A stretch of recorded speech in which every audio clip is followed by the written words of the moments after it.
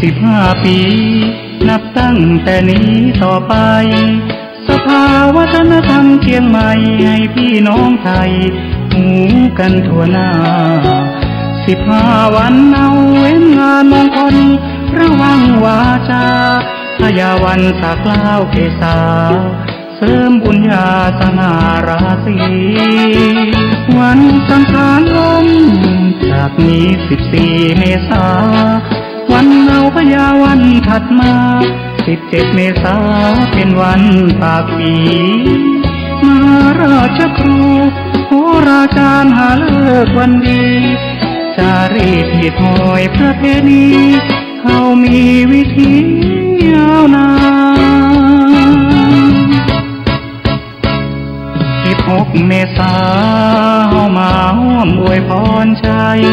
ต้อนรับวันขึ้นปีใหม่เย็นชื่นใจเล่นน้ำสงกรานต์ตักบาตรทำบุญครอบครัวอบอุ่นได้พบหน้ากัน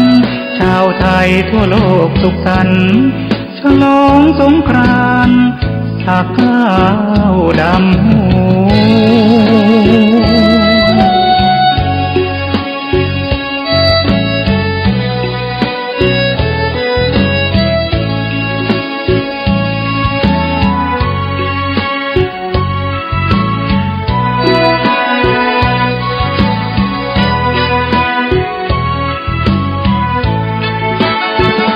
วันสังขารล้ม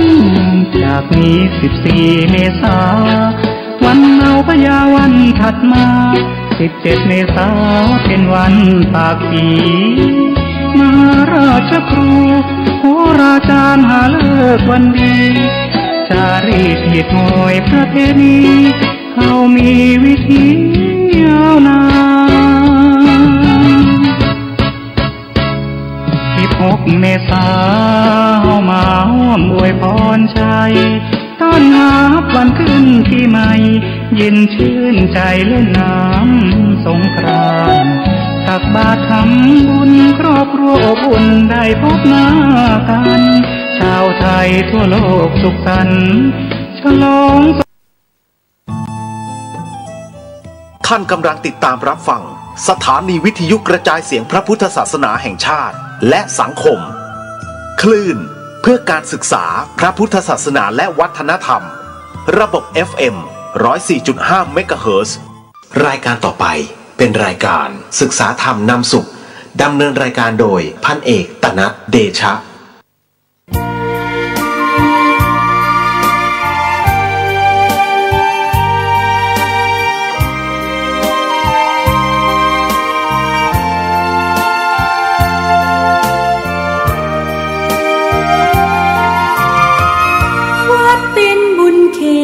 เศษสถานเหมือนทิพย์วิมานของหมู่ประชาสะอาดรื่นรมด้วยร่มเงาไม้ได้ร่วมศรัทธา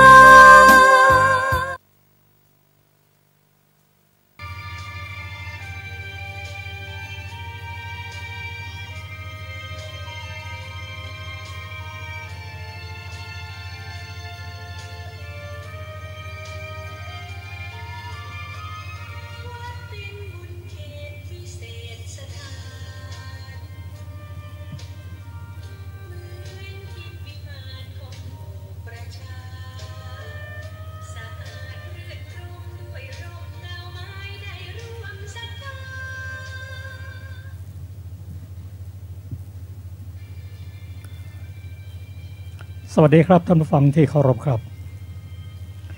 ท่านผู้ฟังกำลังรับฟังรายการศึกษาธรรมนำสุขมีแสดงแก่ท่านทุกวันเสาร์ตั้งแต่เวลา 15 นาฬิกาถึง 16 นาฬิกาดำเนินรายการโดยกระผมพันเอกธนัสเดชะมีอาจารย์สุรภาเดชะเป็นผู้ร่วมรายการวันนี้เราก็ได้นำพระสูตรที่ชื่อว่าปฐุมปุพพสูตรซึ่งมีอยู่ในพระไตรปิฎกฉบับมมร.เล่มที่25หน้า380 เป็นเรื่องที่เกี่ยวกับการไม่พิจารณาอารมณ์เป็นผู้ไม่ มีสติก็เรื่องนี้เป็นเรื่องที่ละเอียดอ่อนซึ่งเทวดาผู้มีความรู้ในทางพุทธศาสนาได้มาเตือนภิกษุเสร็จแล้วภิกษุรูปนั้นฟังแล้วเข้าใจแล้วบอกว่าท่านรู้จักเราดีโอกาสหน้าถ้าเราทำผิดก็ช่วยเตือนอีกนะซึ่งเทวดากล่าวว่าโอ้เราไม่ได้อาศัยท่านยกท่านจงรู้กรรมของท่านก็แล้วกันรายละเอียดมีสิ่งที่น่าเรียนรู้มากมายก็ขอเชิญอาจารย์สุรภาเดชะครับสวัสดีค่ะท่านผู้ฟังทุกท่าน ปทุมะปุพสูตรว่าด้วยภิกษุขโมยกลิ่นปทุมสมัยหนึ่งภิกษุรูปหนึ่งพำนักอยู่ในแนวป่าแห่งหนึ่งในแคว้นโกศลสมัยนั้นแลภิกษุนั้นกลับจากบิณฑบาตภายหลังเวลาฉันลงสู่สระบุครณีแล้วสูดดมดอกปทุมครั้งนั้นแลเทวดาผู้สิงอยู่ในแนวป่านั้นมีความเอ็นดูใคร่ประโยชน์แก่ภิกษุนั้นหวังจะให้เธอสลดจึงเข้าไปหาถึงที่อยู่ครั้นแล้วได้กล่าวกับเธอด้วยคาถาว่าท่านสูดดมดอกไม้ที่เกิดในน้ำซึ่งใครๆไม่ได้ให้แล้วนี้เป็นองค์อันหนึ่งแห่งความเป็นขโมยท่านผู้นิรทุกข์ท่านเป็นผู้ขโมยกลิ่นภิกษุกล่าวว่าเราไม่ได้นำไปเราไม่ได้หักเราดมดอกไม้ที่เกิดในน้ำห่างๆเมื่อเป็นเช่นนี้ท่านจะเรียกว่าเป็นผู้ขโมยกลิ่นด้วยเหตุดังรือส่วนบุคคลที่ขุดเง่าบัว หักดอกบัวบุญทริกเป็นผู้มีการงานอันเกลื่อนกลนอย่างนี้ฉะนั้นท่านจึงไม่เรียกเขาว่าเป็นขโมยเทวดากล่าวว่าบุรุษผู้มีบาปหนาแปดเปื้อนด้วยราคาธิกิเลสเกินเหตุเราไม่พูดถึงคนนั้นแต่เราควรจะกล่าวกับท่านบาปประมาณเท่าปลายขนทรายย่อมปรากฏประดุจเท่าก้อนเมฆในนภาอากาศแก่บุรุษผู้ไม่มีกิเลสดังว่าเนินผู้มักแสวงหาไตรสิกขาอันสะอาดเป็นนิจภิกษุกล่าวว่าดูก่อนเทวดาท่านรู้จักเราแน่ละและท่านเอ็นดูเราดูก่อนเทวดาท่านเห็นกรรมเช่นนี้ในการใดท่านพึงกล่าวอีกในการนั้นเถิดเทวดากล่าวว่าเราไม่ได้อาศัยท่านเป็นอยู่เลยและเราไม่ได้มีความเจริญเพราะท่านดูก่อนภิกษุท่านพึงไปสุคติได้ด้วยกรรมที่ท่านพึงรู้ลำดับนั้นแลภิกษุนั้นเป็นผู้อันเทวดานั้นให้สลดถึงซึ่งความสังเวชแล้วแลจบปทุมะปุพสูตร วณสังยุตจบบริบูรณ์อัตถกถาปทุมะปุพสูตรพึงทราบวินิจฉัยในปทุมะปุพสูตรที่14ต่อไปนี้บทว่าอัชภาสิความว่าเทวดานั้นเห็นภิกษุนั้นจับก้านดอกบัวน้อมมาดมจึงคิดว่าภิกษุนี้เรียนกรรมฐานในสำนักของพระศาสดาแล้วเข้าป่าเพื่อบำเพ็ญสมณธรรมจะพิจารณาเอากลิ่นเป็นอารมณ์ภิกษุนี้วันนั้นนี้ดมกลิ่นแล้วแม้ในวันพรุ่งนี้แม้ในวันมะรืนนี้ก็จะดมกลิ่นตัณหาในกลิ่นนั้นของภิกษุนั้นเพิ่มพูนขึ้นแล้วจักยังประโยชน์ในชาตินี้และในชาติหน้าให้พินาศเมื่อเราเห็นอยู่ภิกษุนี้อย่าพินาศเลยเราจักเตือนท่านดังนี้แล้วจึงเข้าไปพูดบทว่าเอกังคะเมตังไฉยนังความว่านี้เป็นองค์หนึ่งคือเป็นส่วนหนึ่งแห่ง5ส่วนมีรูปารมณ์เป็นต้นที่พึงลักเอาบทว่านะหารามิแปลว่าไปถือเอาไปไม่ถือเอาไปบทว่าอาราคือภิกษุกล่าวว่าเราจับก้านในที่ไกลน้อมมายืนดมอยู่ในที่ไกลบทว่าวันเนนะแปลว่าเพราะเหตุบทว่ายวายังตัดบทโยอายังแปลว่านี้ใดได้ยินว่าเมื่อภิกษุนั้นกำลังพูดกับเทวดาดาบทคนหนึ่งก็ลงไปขุด เง่าบัวเป็นต้นท่านกล่าวหมายเอาความนั้นบทว่าอากินนะกะมันโตคือมีการงานไม่บริสุทธิ์อย่างนี้บาลีว่าอะขีนะกัมมันโตบ้างความว่ามีการงานหยาบคายบทว่าณอุจจติความว่าเพราะเหตุไรจึงไม่กล่าวว่าขโมยกลิ่นหรือขโมยดอกไม้บทว่าอากินนะลุทโธคือมีความชั่วมากหรือว่ามีความชั่วช้าบทว่าอติเวลังวะมัคคิโตความว่าบุรุษนี้ผู้เปื้อนด้วยกิเลสมีราคะและโทสะเป็นต้นเหมือนอย่างผ้าเศร้าหมองแมะที่แม่นมนุ่งแล้วเปื้อนด้วยอุจจาระปัสสาวะฝุ่นเขมเมาและเปลือกตมเป็นต้นบทว่าอระหามิวัตเตแปลว่าควรกล่าวได้ยินว่าการเตือนของเทวดาก็เช่นกับคำสอนของพระสุคตบุคคลเลวน้อมไปเลวและปฏิบัติผิดย่อมไม่ได้รับการเตือนนั้นส่วนบุคคลควรแก่มรรคผลในอัตภาพนั้นย่อมได้การเตือนนั้นเพราะฉะนั้นจึงกล่าวอย่างนี้บทว่าสุจิคะเวสิโนคือผู้แสวงหาศีลสมาธิและญาณที่สะอาดบทว่าอภามัตตังวะคือเหมือนสักว่าก้อนเมฆบทว่าชานาสิได้แก่รู้ว่าผู้นี้บริสุทธิ์บทว่าวัชชาสิแปลว่าพึงกล่าวบทว่าเนวตังอุปชีวามิความว่าได้ยินว่าภิกษุนี้คิดว่ามีเทวดาผู้หวังดีแก่เราจากเตือนจากชี้แจงเองดังนี้จึงประกอบความประมาทว่าเราจักไม่รับคำของเขาเพราะฉะนั้นเทวดาจึงกล่าวอย่างนี้บทว่าตวะเมวะแปลว่าท่านเองบทว่าชันนายะแปลว่าพึงรู้บทว่าเยนะคือด้วยกรรมใดความว่าท่านจะพึงไปสู่สุคติท่านเองจะพึงรู้กรรมนั้นจบอัตถกถาปฐุมมะปุพสูตรที่14ก็ขอคิด ในพระสูตรที่ชื่อว่าปฐุมปุพสูตรก็มีอยู่หลายประการด้วยกันประการแรกนั้นภิกษุรับกรรมฐานจากพระผู้เป็นพระเจ้าแล้วไปบำเพ็ญสมณธรรมในป่าตั้งใจจะใช้กลิ่นให้เป็นอารมณ์ก็ด้วยความประมาท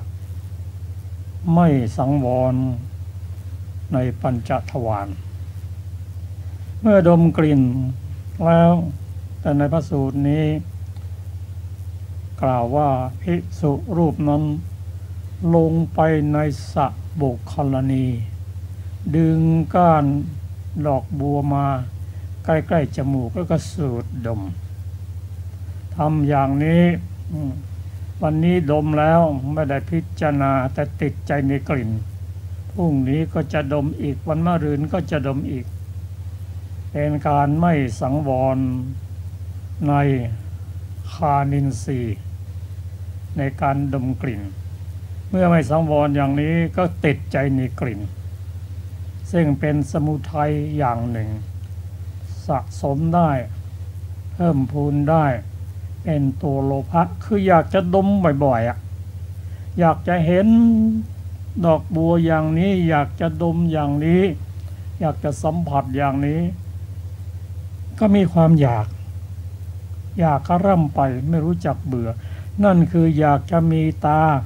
อยากจะมีจมูกเพื่อจะได้เห็นเพื่อจะได้ดมทุกชาติไปซึ่งไม่เหมาะแก่การที่จะออกจากทุกข์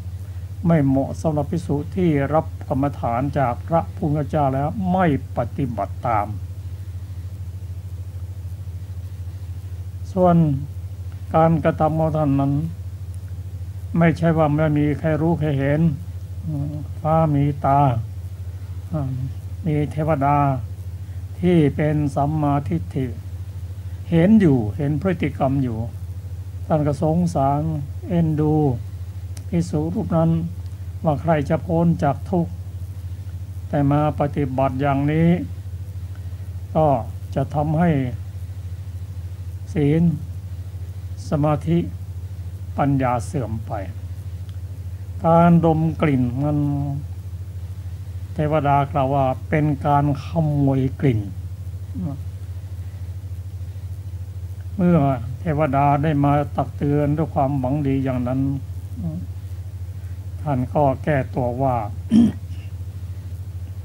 เราลงมา เพียงแต่ดึงก้านมันแล้วก็ดมห่างๆเท่านั้น ท่านถือว่าเราเป็นผู้ขโมยกลิ่นก็ดูสิเนี่ยบางท่านนะกำลังดึงเง่าบัวอยู่เด็ดดอกบัวอยู่ทำไมท่านไม่ว่าคนอื่นเขามาว่าแต่เราเทวดาผู้หวังดีเรียนว่าท่านกับบุคคลอื่นในขณะนั้นก็มีดาบทดวงหนึ่งนะกำลังดึงเอาเง่าดูดอกบัวออกมาท่านคงจำหมายถึงอย่างนั้นซึ่งเทวดาก็เรียนท่านว่าท่านกับบุคคลอื่นนั้นมันแตกต่างกันคนอื่นที่หนาด้วยกิเลสราคะโทสะโมหะนั่นนะเราไม่เตือนหรอกเพราะท่านมุ่งไปทางโน้นท่านเป็นผู้มีราคามากเราก็ปล่อยท่านไปแต่ท่านนี่สิรับกรรมฐานจากพระพุทธเจ้าแล้วไม่มีสติไม่มีการสังวรระวังในอินทรีย์ไปทำอย่างนี้ก็จะทำให้ศีลสมาธิปัญญาของท่านเสื่อมไปความปรารถนาจะพ้นจากทุกข์ก็คงจะหมดสิ้นไปพินาศไปเพราะเหตุนี้อีกประการหนึ่งท่านเป็นผู้ที่ทรงศีลเป็นศีลที่ละเอียดแม้ความผิดนิดเดียวท่านทำผิดทีเดียวนะก็เหมือนกับยิ่งใหญ่เหมือนก้อนเมฆทีเดียวส่วนคนอื่นเขาทำผิดยังไงก็ไม่เป็นไรหรอกเพราะเขาคุ้นอย่างนั้นละก็มีอุปนิสัยที่ไม่พ้นจากทุกข์ตรงกันข้ามกับท่านเราหวังดีใครต่อใครประโยชน์ต่อท่านจึงมาตักเตือนท่านเยซูนั่นก็ท่านรู้จักเราดีขอบใจมากที่เตือนเราต่อไปถ้าเราทำผิดอย่างนี้ก็ช่วยเตือนเราด้วยนะมาขว่าท่านยังไม่รับถ้าเราบอกโอ้สลดใจต่อไปนี้เราจะมีการสังวรระวังจะมีสติไม่ได้ว่าเลยเพียงแต่ว่าถ้าเราทำผิดต่อไปก็ช่วยเตือนท่านด้วยซึ่งในบาลีท่านกล่าวว่า ดูก่อนเทวดา ท่านรู้จักเราแน่ละและท่านก็เอ็นดูเราดูก่อนเทวดาท่านเห็นทำเช่นนี้เกิดขึ้นเมื่อใดในการใดท่านพึงกล่าวอีกเตือนอีกในการนั้นๆเถิดเทวดากล่าวว่าที่เราเตือนท่านนั้นเราไม่ได้อาศัยท่านเป็นอยู่เลยนะต่างคนต่างอยู่ไม่ได้อาศัยซึ่งกันและกันถ้าหากจะเจริญขึ้นเราก็ไม่ได้มีความเจริญเพราะท่านหรอกดูก่อนภิกษุถ้าท่านพึงไปสู่สุคติท่านพึงไปสู่สุคติด้วยกรรมที่ท่านพึงรู้เถิดมาคำว่าขอให้ปฏิบัติธรรมดำเนินไปด้วยดีด้วยการปฏิบัติที่ถูกต้องเถิดลำดับนั้นแลภิกษุนั้นเป็นผู้อัญเชิญเทวดาให้สลดแล้วก็ถึงซึ่งความสำเร็จ เราจะน้อมนำพระสูตรนี้มา ศึกษาปฏิบัติได้อย่างไร ก็เราบางพวกบางคนนั้นเป็นผู้ที่ไม่ปฏิบัติศีลห้าก็มีปฏิบัติศีลห้าก็มีศีล8ก็มีศีล10ก็มีแม้ภิกษุก็227ภิกษุณีก็311ซึ่งละเอียดขึ้นตามลำดับถ้าปฏิบัติได้ตามศีลที่ละเอียดนั้นก็บรรลุได้เร็วเพราะเก็บในรายละเอียดไว้มากปฏิบัติในธรรมะที่ละเอียดได้มากก็บรรลุได้เร็วภิกษุในสมัยนั้นถ้าเป็นผู้ทรงศีลสมาธิปัญญาแล้วท่านบรรลุได้เร็วอีกประการหนึ่งต้องสั่งสมมาในอดีตท่านมีกัลยาณมิตรคอยแนะนำท่านก็บรรลุธรรมได้เร็วส่วนบุคคลที่ไม่มีศีลไม่มีศีลห้าอยู่ในจิตใจก็ส่วนมากเทวดาท่านก็ไม่ยุ่งเลยไม่เตือนด้วย เพราะว่าท่านมีอุปนิสัยอย่างนั้นมีราคะโทสะโมหะมากก็จะวนเวียนอยู่ในวัฏฏะไม่รู้จักจบจักสิ้นส่วนผู้มีศีลก็ปฏิบัติศีลด้วยความเข้าใจด้วยความเคร่งครัดจะทำให้พ้นจากอบายไปสู่สุคติคือมนุษย์และเทวดา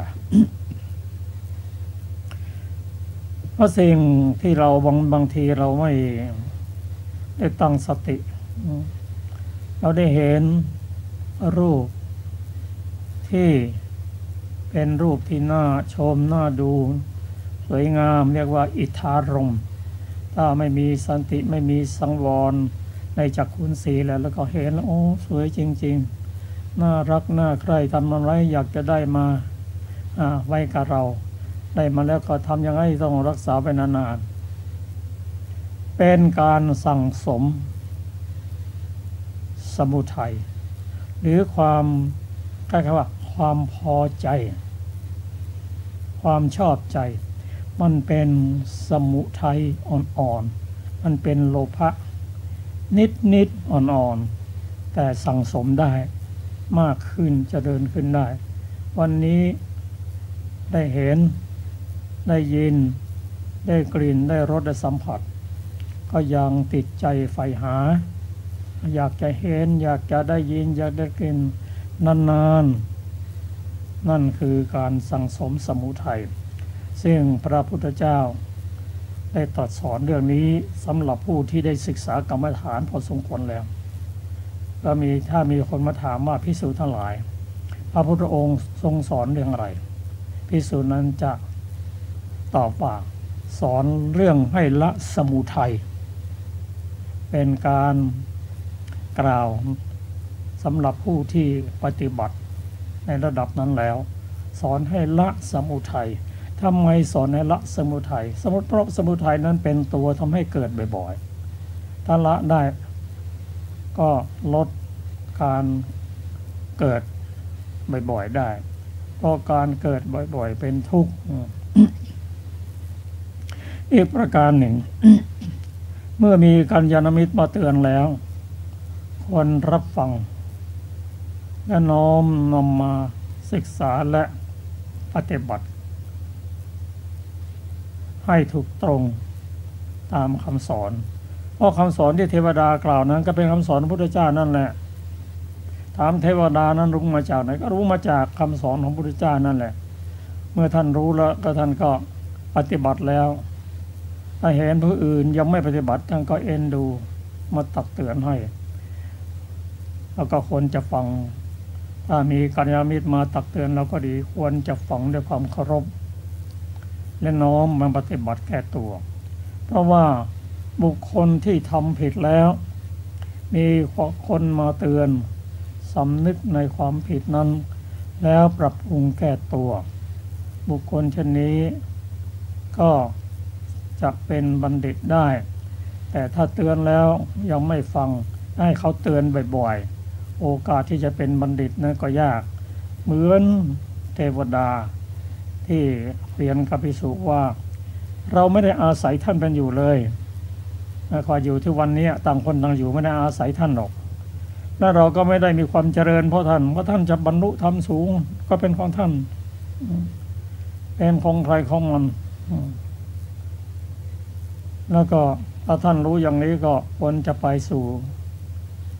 ทางที่ดีด้วยการปฏิบัติของท่านเถิดก็ถ้าเราโน้มนำส่วนนี้มาศึกษาและเข้าใจก็จะได้ประโยชน์เพราะการสังวรระวังนั้นเกิดขึ้นได้เสมอแต่เมื่อใดก็ตามถ้าเรายังไม่มีสติครับเราจะศึกษาพระสูตรต่อไปขอเชิญนะครับ ต่อไปคือยักขะสังยุตเรื่องที่หนึ่งอินทกสูตรว่าด้วยสัตว์ตั้งอยู่ในครรภ์อย่างไรข้าพเจ้าได้สดับมาแล้วอย่างนี้สมัยหนึ่งพระผู้มีพระภาคเจ้าประทับอยู่บนภูเขาคิชกูฏซึ่งอินทกะยักษ์ครอบครองในกรุงราชคฤห์ครั้งนั้นแลอินทกะยักษ์เข้าไปเฝ้าพระผู้มีพระภาคเจ้าได้กราบทูลด้วยคาถาว่า ท่านผู้รู้ทั้งหลายไม่กล่าวรูปว่าเป็นชีพสัตว์นี้จะประสบร่างกายนี้ได้อย่างไรหนอกระดูกและก้อนเนื้อจะมาแต่ไหนสัตว์นี้จะติดอยู่ในครรภ์ได้อย่างไรพระผู้มีพระภาคเจ้าตรัสว่ารูปนี้เป็นกาลละก่อนจากกาลละเป็นอัปพุทะจากอัปพุทะเกิดเป็นเปสิจากเปสิเกิดเป็นคณะจากคณะเกิดเป็น5ปุ่มหรือปัญจสาขาต่อจากนั้นมีผมขนและเล็บเป็นต้นเกิดขึ้นมารดาของสัตว์ในครรภ์บริโภคข้าวน้ำโภชนาหารอย่างใดสัตว์ผู้อยู่ในครรภ์มารดานั้นก็ยังอัตภาพให้เป็นไปด้วยอาหารอย่างนั้นในครรภ์นั้นอัตถกถาอินทกสูตรพึงทราบวินิจฉัยในอินทกสูตรที่1แห่งยักขะสังยุตต่อไปนี้บทว่าอินทกัสสะคือยักษ์อยู่ที่เขาคิชกูฏขออภัยเขาอินทกูฏจริงอยู่พระสูตรนี้ได้ชื่อจากยักษ์กับยอดและจากยอดกับยักษ์บทว่ารูปังณชีวันติวัฏันติความว่าถ้าพระพุทธเจ้าทั้งหลายไม่กล่าวรูปอย่างนี้ว่าสัตว์บุคคลบทว่ากะถังนวยัง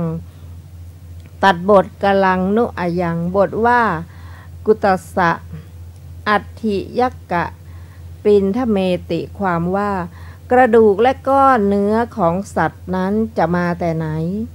ก็ในคำนี้ท่านถือเอากระดูก300ท่อนด้วยศัพท์ว่าอัตถิ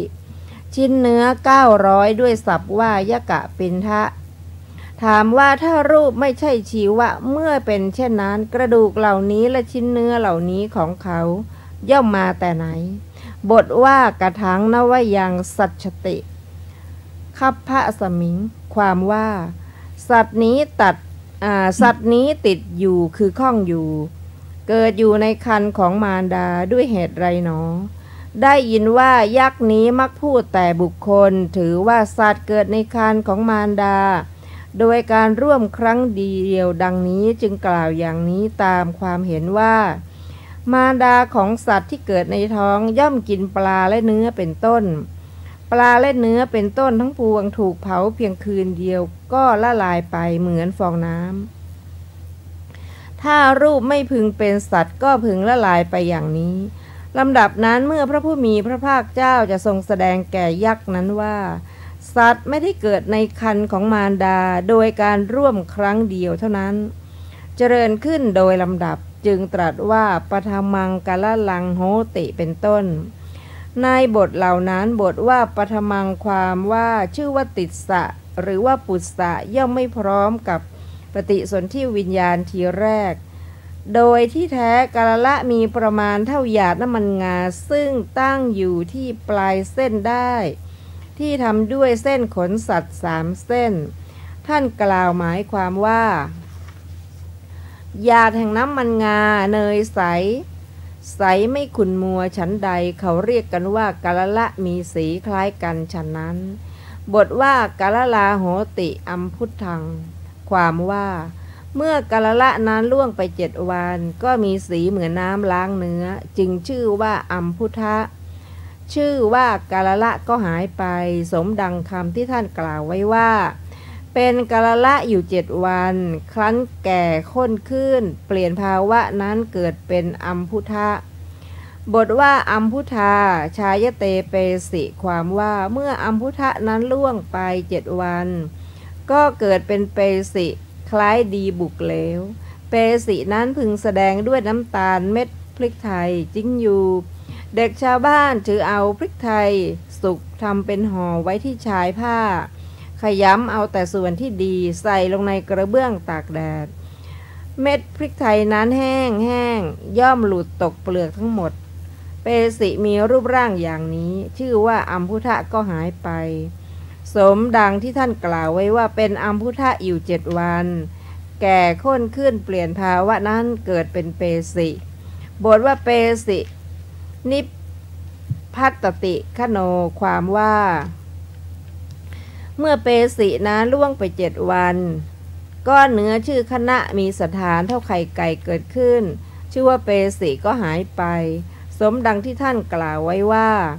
เป็นเปสิอยู่7 วันครั้นแก่ข้นขึ้นเปลี่ยนภาวะนั้นเกิดเป็นคณะสันฐานแห่งคณะเกิดขึ้นเพราะเหตุแห่งกามเหมือนไข่ไก่เกิดเป็นก้อนกลมโดยรอบบทว่าคณาจะสาขาชายันติความว่าในสัปดาห์ที่5เกิดปุ่มขึ้น5แห่งเพื่อเป็นมือและเท้าอย่างละ2และเป็นศีรษะ1มีคำที่พระพุทธเจ้าตรัสไว้ว่าดูก่อนภิกษุทั้งหลายในสัปดาห์ที่5ปุ่มตั้งขึ้น5แห่งตามกรรมดังนี้ต่อแต่นี้ไปทรงย่อพระเทศนาผ่านสัปดาห์ที่6ที่7เป็นต้น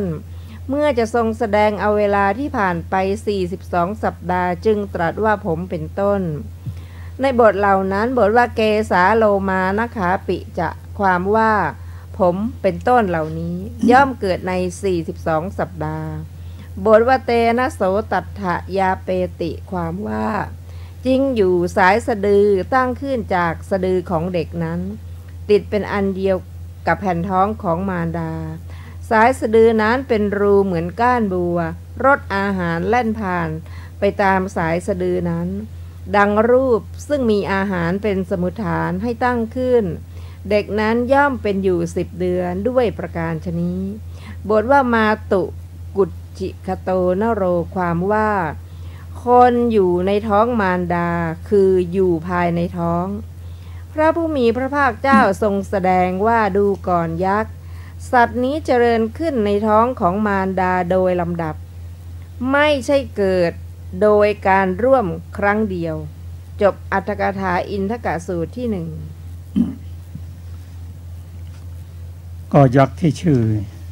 อินทกะนั้นเขามีความเข้าใจว่ารูปกับวิญญาณวิญญาณกับรูปเป็นอันเดียวกันถ้ารูปกับนามไม่เป็นอันเดียวกันแล้วก็รูปนั้นจะเจริญได้อย่างไรก็เป็นความเข้าใจของยักษ์อินทกะรูปนั้นเป็นสภาวะอย่างหนึ่งซึ่งประกอบไปด้วยธาตุดินธาตุน้ำธาตุไฟธาตุลมเกิดขึ้นโดยมีกรรมจิตอุตุและอาหารเป็นสมุฏฐานเจริญขึ้นได้ด้วยข้าวและอาหารรูปกับนามนั้นไม่เหมือนกันในขันธ์5หรือปัญจโวการภูมินั้นรูปกับนามอาศัยกันอยู่แต่ไม่ใช่สิ่งเดียวกันคนละอย่างกันแต่อาศัยกันอยู่ถ้าจะมีแต่นามมีจิตอย่างเดียวไม่มีรูปในขันธ์5นั้นก็จิตก็อยู่ไม่ได้ถ้าจะมีรูปอย่างเดียวไม่มีจิตรูปก็อยู่ไม่ได้เหมือนกับคนที่มีรูปร่างสมบูรณ์แล้วก็สิ้นชีวิตไปวิญญาณปราดไปแล้วรูปก็อยู่ตั้งอยู่ไม่ได้ก็เน่าเปื่อยไปผุพังไปหรือเมื่อรูปถูกทำลายจนหมดสภาพจิตก็อยู่ไม่ได้ก็ถามว่าเมื่อรูปถูกทำลายไปจิตจะไปที่ไหนล่ะจิตก็ไปปฏิสนธิในรูปใหม่ที่ผู้นั้นได้สร้างไว้ในสมัยที่ยังมีชีวิตอยู่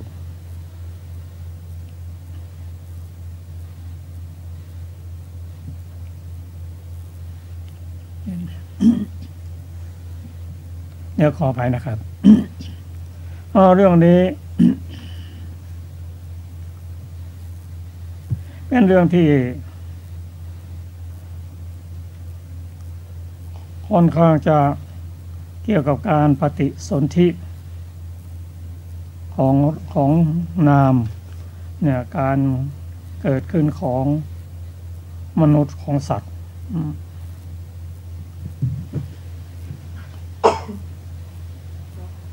ราะว่าพระอรหันตบุคคลพระพุทธเจ้านั้นท่านเห็นขันธ์ห้าแล้วในทางโลกก็ใช้ภาษาตามชาวโลกเพื่อความเข้าใจเพื่อป้องกันการหลงผิดว่าคนนั้นเป็นคนเป็นสัตว์ชื่อนั้นชื่อนี้แต่ความจริงเป็นบัญญัติปรมัตถ์จริงๆก็เป็นเพียงรูปกับนามแต่ยักษ์เนี่ยพระองค์ไม่ได้มีความเข้าใจว่าไม่ใช่สัตว์บุคคลตัวตนตัวเขาแล้วแล้วก็กระดูกแต่ละท่อนก้อนเนื้อแต่ละมัดของสัตว์นั้นมันจะมาจากไหน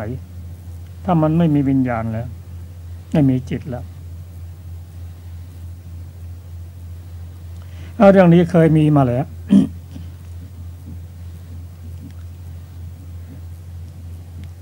ชายคนหนึ่งนั่งสังเกตดูภิกษุท่านพูดกับต้นไม้นะพูดกับต้นไม้นั้น ชายคนนั้นก็ถามว่า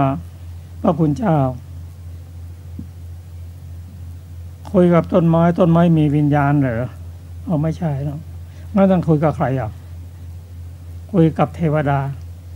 ที่สิงอยู่กับต้นไม้นั้นต้นไม้นั้นในทางวิทยาศาสตร์เราเข้าใจว่าเป็นสิ่งที่มีชีวิตแต่ไม่มีวิญญาณต้นไม้นั้นก็เจริญเติบโตด้วยอาหารธาตุต่างๆในดินและจากอากาศการปรุงจากแสงแดดแต่มนุษย์ของเรานั้น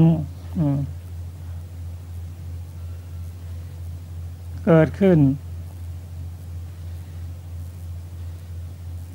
จากครรภ์ของมารดากล่าวกันว่าผู้ที่จะมีบุตรนั้นก็จะต้องประกอบด้วยหนึ่งสามีภรรยาร่วมกันสอง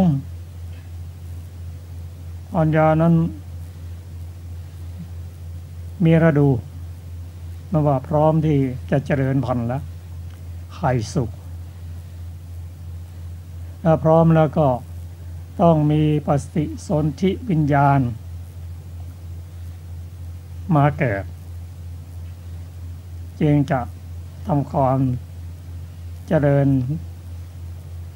ในท้องของมารดาด้วยเริ่มต้นก็กรรมชรูปที่ประกอบด้วยกายทัศกะภาวะทัศกะและวัตถุทัศกะคือร่างกายเพศและหัวใจแต่ว่ายังเล็กมากที่สุดซึ่งกล่าวให้ว่าจากทัศกะทั้งสามอย่างนั้น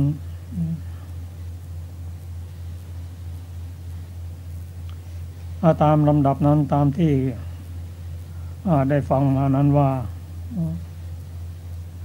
ในสัปปดาห์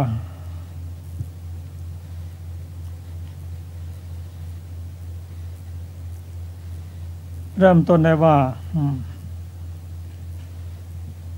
เกิดขึ้นด้วยอัมพุทะเป็นกะละอยู่ส่วนกะละนั้นก็เป็นน้ำใสๆมันว่างั้นนะฮะเหมือนกับหยาดน้ำมันงาเนยใสไม่ขุ่นมัวชั้นใดก็เรียกว่ากะละมีสีคล้ายกันฉันนั้นจากกะละก็เกิดขึ้นเป็นอัมพุทะในเวลา7 วันพอครบ7 วันแล้วก็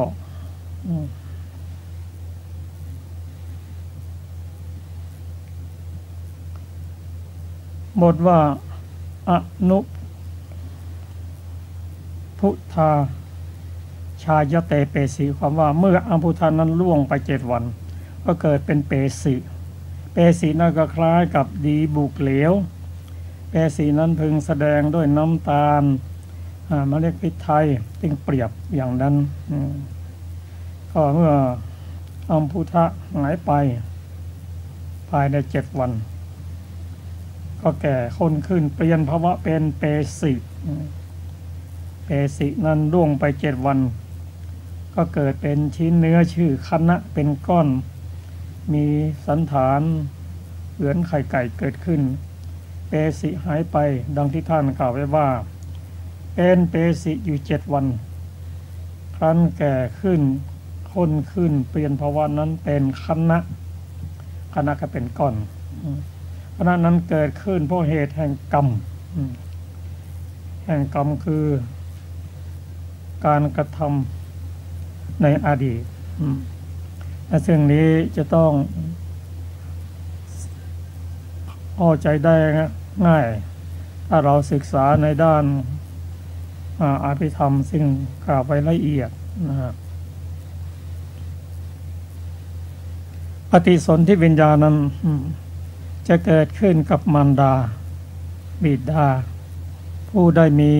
ทำกรรมไม่คล้ายๆกันก็มาเลือกที่เกิด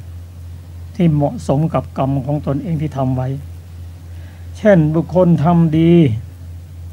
มีศีลมีธรรมก็ไปเกิดกับมารดาที่เป็นมนุษย์แต่ถ้าเป็นผู้ที่ไม่มีศีลมีธรรมก็ไปเกิดในอบายเป็นอุปปติกะเกิดแล้วก็โตทันทีถ้าปฏิบัติดีมีศีลมีธรรมก็กรรมนั้นก็จะเลือก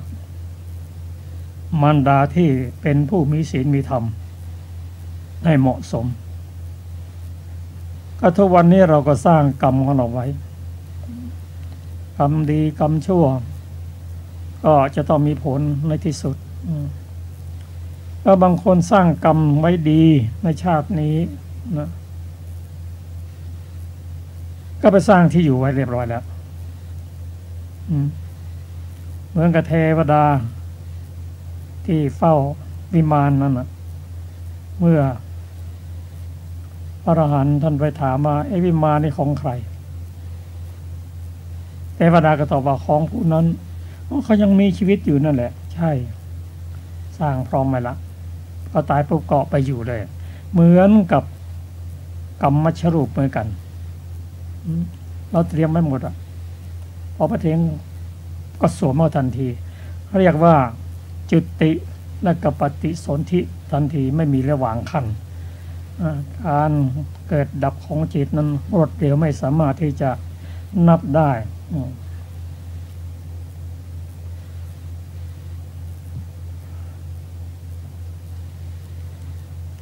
ในพระสูตรนี้ในอัตถกถากล่าวว่าในสัปดาห์ที่5เกิดปุ่มขึ้น5แห่งที่เรียกว่าปัญจสาขา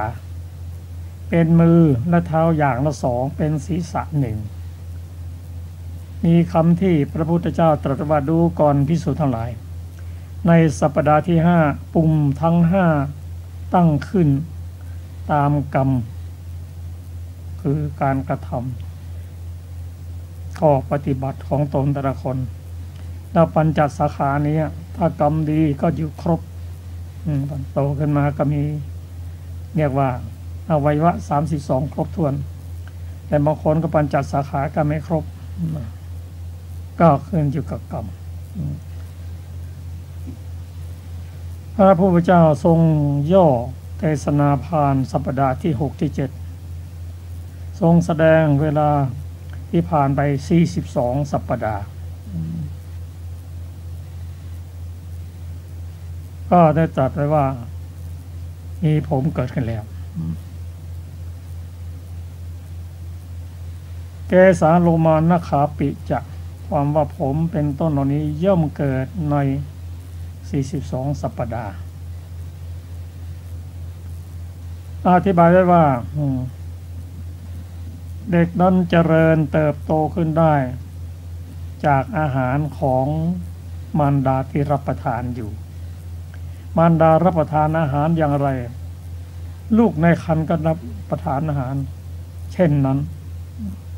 เพราะฉะนั้นมารดาท่านอยากจะให้ลูกๆไม่ต้องเดือดร้อนมากก็งดเผ็ดงดเค็มและเป็นผู้ที่ตั้งอยู่ในศีลลูกก็จะได้รับทานอาหารที่ดีไม่ต้องเดือดร้อนและเป็นผู้มีความสงบแม้อยู่ในท้องส่วนอาหารนั้นก็มาสู่เด็กด้วยสายสะดือสายสะดือนั้นก็ติดอยู่ที่หน้าท้องของเด็กที่สะดือของเด็กนั่นแล้วก็ติดเป็นแล้วก็สายนั้นก็ไปติดเป็นอันหนึ่งอันเดียวกับแผ่นท้องเรียกว่าแผ่นรกนะคิดไหมแผ่นรกสายสะดือนั้นเป็นรูปเหมือนก้านบัวรสอาหารนั้นลั่นไปตามสายสะดือนั้นดังรูปที่มีอาหารเป็นสมุฏฐานตั้งขึ้นเด็กนั้นย่อมอยู่10 เดือนด้วยประการชนนี้มาตุกุชิคัตโตนโรความว่าคนอยู่ในท้องคืออยู่ในท้องประมาณ7 เดือน10ก็10 เดือน10 เดือน10 เดือนโอเค10 เดือนถ้า7 เดือนนี่ก็คลอดก่อนกำหนด10 เดือนเนี่ยแสดงให้ยักษ์ได้ทราบว่าเนี่ยหน้ากระดูกจะมาจากไหนถ้าไม่มีวิญญาณนั่นกล้ามเนื้ออีก900 มัดจะมาได้ยังไงถ้าไม่มีวิญญาณก็โตด้วยอาหารของบิดามารดาเจริญเติบโตด้วยอาหารจากมารดาแม้คลอดออกมาแล้วก็อาศัยอาหารเรียกว่ากับพอดีกระหารนั่นเองก็ในพระสูตรนี้พระองค์ตรัสไว้สั้นๆให้พอเหมาะกับความรู้ของยักษ์ที่ต้องการจะรู้นั้นแต่ในอภิธรรมหนังสืออภิธรรมปริเฉดที่126เรื่องจิตเจตสิกรูปนิพพานนั้นถ้าท่านได้นำไปศึกษาดูก็จะได้รายละเอียดมากซึ่งท่านกล่าวไว้ว่ามนุษย์และสัตว์นั้นที่เกิดในท้องเรียกว่าพวกขพะไสยกำเนิดในขณะปฏิสนธินั้นคือปฏิสนธิวิญญาณที่พร้อมที่จะเกิดในรูปกรรมชรูปที่ว่ากายทัศกะภวทัศกะและวัตถุทัศกะเหล่านั้นคือเกิดได้อย่างน้อย2 กลาภคือกายทัศกะกับวัตถุทัศกะอันนี้แน่นอนส่วนภวทัศกะนั้นอาจจะขาดตกบกพร่องได้เพศหญิงเพศชายนั้นอาจจะขาดตกบกพร่องได้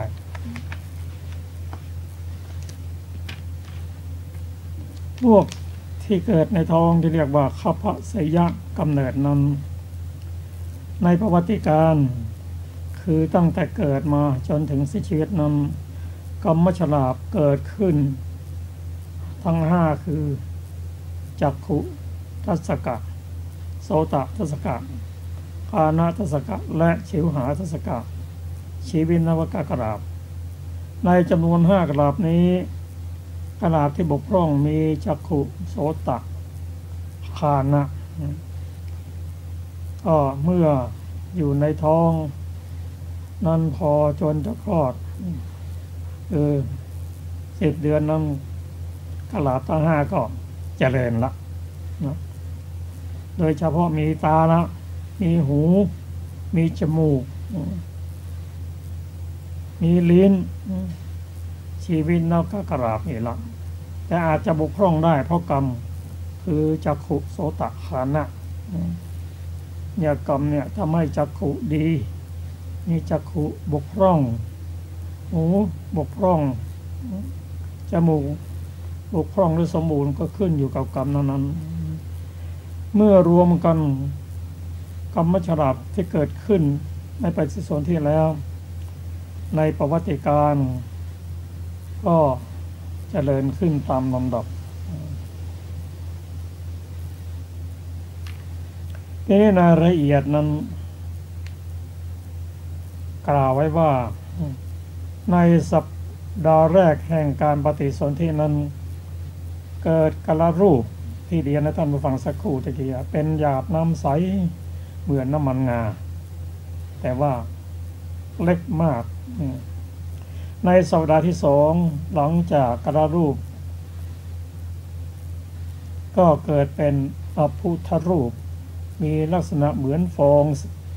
สีเหมือนน้ำล้างเนื้อในสัปดาห์ที่สามหลังจากอพุทธรูปก็เกิดเป็นเปสีรูปมีลักษณะเหมือนชิ้นเนื้อเหลวๆสีแดงในสัปดาห์ที่ห้าหลังจากเปสีรูปก็เกิดเป็นคณะรูปมีลักษณะเป็นก้อนมีสันฐานเหมือนไข่ไก่ในสัปดาห์ที่ห้าหลังจากคณะรูปเกิดเป็นปัญจสาขาคือมีอยู่5ปุ่มด้วยกันรูปนั้นแตกออกเป็นปุ่ม5ปุ่มต่อจากนั้นระหว่างสัปดาห์ที่12ถึงสัปดาห์ที่12ผมขนเล็บหนังก็ปรากฏ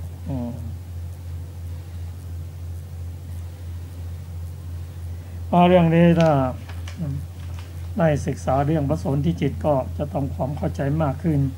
แต่ถ้าจะให้เข้าใจมากขึ้นก็ไปศึกษาเกี่ยวกับวิทยาศาสตร์เรื่องนี้สิ่งอธิบายในลักษณะของวิทยาศาสตร์ได้เอามาประกอบกันก็จะชัดเจนยิ่งขึ้นแต่สรุปแล้วในพระสูตรนี้รูปกับนามไม่ใช่อันเดียวกันเหมือนกับยักษ์ที่เข้าใจนั้นว่าถ้ารูปไม่มีวิญญาณจะโตออกมาได้ยังไงกระดูกจะมาจากไหนก็แยกกันสิ่งที่ไม่มีวิญญาณมีชีวิตก็เจริญได้เรื่องกับต้นไม้นั่นแหละก็เจริญได้ด้วยอุตุเป็นสมุฏฐานแต่ในมนุษย์นั้นมีกรรมจิตอุตุเป็นสมุฏฐานบุคคลทำดีทำกรรมดีก็ได้กรรมมัชรูปที่ดีท่านได้กล่าวว่าอยากจะรูปงามผิวดีก็สร้างบุญสร้างกุศลไว้โดยเฉพาะคนที่มาโกรธนั้นบอกหน้าตาไม่ค่อยดีก็ต้องยอมรับนะว่าเราสร้างกรรมมาอย่างไรเนี่ยเป็นผลของกรรมของเราเท่านั้นนะคนที่มีหน้าตาดีปัญญาดีฐานะดีก็แสดงว่าสร้างกรรมดีมาพร้อมในอดีตชาติแต่ถ้าได้มีวิบากที่ดีกรรมชรูปที่ดีแล้วเป็นผู้ประมาทไม่สร้างกุศลกรรมอย่างต่อเนื่องกันไปก็เปลี่ยนได้นะเปลี่ยนได้เปลี่ยนในทางที่ไม่ดีเช่นเปลี่ยนจากมนุษย์ลงไปอบายนั้นถ้าเป็นผู้ไม่ประมาทถึงแม้ว่าในชาตินี้จะเกิดเป็นมนุษย์เกิดเป็นผู้ที่มีดีพร้อมไม่ประมาทสร้างกุศลกรรมต่อเนื่องกันไปอย่าว่าไปก็เหมือนสั่งสมสิ่งดีๆไว้นะสั่งสมไม่เรื่อยถึงแม้ใช้ไปก็สร้างไปก็ทำบุญต่อเนื่องกันไปก็จะได้รับผลนั้น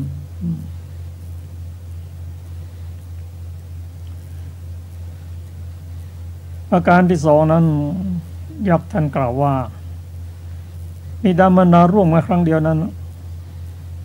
ก็ได้บวชแล้วซึ่งไม่จริงเพราะว่าต้องมีความพร้อม ทั้งหมดนั่นคือหลังจากร่วมกันแล้วระยะนั้นหญิงนั้นโตมีฤดูพร้อมที่จะเจริญพันธุ์แล้วมีไข่สุกนะมีปฏิสนธิวิญญาณเกิดขึ้นตามกรรมของแต่ละคนก็จะได้บุตรและบุตรนั้นก็เจริญเติบโตจากอาหารที่มารดารับประทานนั่นเองมารดารับประทานอย่างไรก็ได้อย่างนั้นมาทางแพทย์บอกว่าขณะมีครรภ์นะห้ามดื่มกาแฟห้ามดื่มสุราแต่ในทางธรรมบอกว่าขณะมีครรภ์ควรจะรักษาศีลด้วยสร้างบุญสร้างกุศลด้วยแต่ความจริงถ้าถูกแล้วก็ต้องทำก่อนที่จะมีบุตรด้วยซ้ำไปตั้งความปรารถนาไว้ถ้ามีบุตรขอให้ได้บุตรอย่างนั้นอธิษฐานแล้วก็ปฏิบัติด้วยมารดาตั้งอยู่ในศีลในธรรมอดอาหารที่เป็นภัยต่อสุขภาพก็จะได้บุตรสมควรปรารถที่ปรารถนาถ้าไม่ได้มีกรรมเก่ามากั้นขวางไว้นะครับเราจะไปอีกพระสูตรหนึ่งเวลาก็ใกล้เข้ามาแล้วขออนุญาตสรุปเลยทั้งสูตรแรกนั้นเป็นเรื่องเกี่ยวกับการขโมยกลิ่นภิกษุรับกรรมฐานแล้วไม่มีNC สังวรโดยเฉพาะจักขุสังวรและฆานะสังวรลงไปในสระบุคคลณีน้อมเอาการดอกบัวมาดมเพื่อจะสูดกลิ่นหอมนั้นถ้าพิจารณาแล้วเอากลิ่นเป็นกรรมฐานว่ากลิ่นนี้เป็นเพียงกลิ่นเกิดขึ้นด้วยเหตุปัจจัยมีลมเป็นตัวช่วยกลิ่นก็ไม่เที่ยงจมูกก็ไม่เที่ยงแต่ทำไมอย่างนั้นท่านดมแล้วโอ้หอมดีพรุ่งนี้ก็ดมอีกวันต่อไปก็ดมอีกเป็นการสั่งสมสมุทัยเป็นทำให้เกิดนานๆก็ได้รับคำแนะนำจากเทวดาเป็นกัลยาณมิตรเชื่อฟังน้อมปฏิบัติก็ดีถ้าไม่เชื่อก็เทวดาก็ไม่เตือนละพอละต่างคนต่างอยู่แล้วกันถ้าท่านปฏิบัติแล้วก็ท่านไปสู่สุคติก็เพราะกรรมของท่านนั่นเองส่วนสูตรที่สองนั้นเป็นสูตรที่เกี่ยวกับเทวดาที่เป็นยักษ์ชื่ออินทกะสงสัยเกี่ยวกับรูปกับนามคิดว่ารูปอย่างไรนามก็อย่างนั้นนามอย่างไรก็รูปอย่างนั้นก็อาศัยกันเกิดขึ้นแต่ความจริงไม่ใช่รูปนั้นประกอบด้วยธาตุดินธาตุน้ำธาตุไฟธาตุลมส่วนนามนั้นก็เกิดขึ้นด้วยมีปัจจัยเกิดขึ้นจิตเกิดขึ้นก็ต้องอาศัยวัตถุและอารมณ์ส่วนเจตสิกเกิดขึ้นก็อาศัยจิตนั่นเองครับท่านผู้ฟังที่เคารพครับรายการศึกษาธรรมนำสุขก็ถึงเวลาที่จะนำรายการนี้จากท่านผู้ฟังพบกันในวันศุกร์และวันเสาร์หน้าสำหรับวันนี้สวัสดีครับผมสวัสดีค่ะ